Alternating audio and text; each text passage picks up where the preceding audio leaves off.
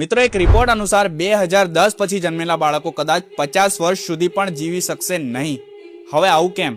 કારણ કે digital dimension શરૂ થઈ ગયું છે, જેમાં 2 વર્ષની ઉંમર પછી બાળકનું મગજ વિકસિત થવાનું બંધ થઈ જાય છે. જેના ઘણા બધા કારણો છે અને જેમાંનું પહેલું કારણ છે ધ્યાન કેન્દ્રિત કરવામાં મુશ્કેલી.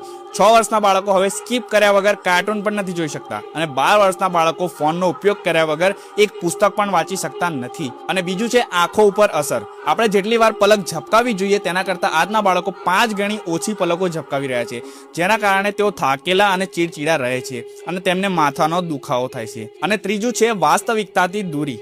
સોશિયલ મીડિયા, યુટ્યુબ અને ઇન્સ્ટાગ્રામના કારણે બાળકોને અસલી દુનિયા ખૂબ જ કંટાળાજનક લાગવા માંડી છે, જેનું એકમાત્ર પરિણામ છે એન્ઝાયટી અને ડિપ્રેશન. ભવિષ્યમાં એવું બની શકે કે 20-22 વર્ષના યુવાનનું મગજ સરેરાશ 10-12 વર્ષના બાળક જેવું જ કામ કરશે, કારણ કે માત્ર શરીરની ઉંમર હાલ વધી રહી છે પણ મગજનો વિકાસ થઈ રહ્યો નથી.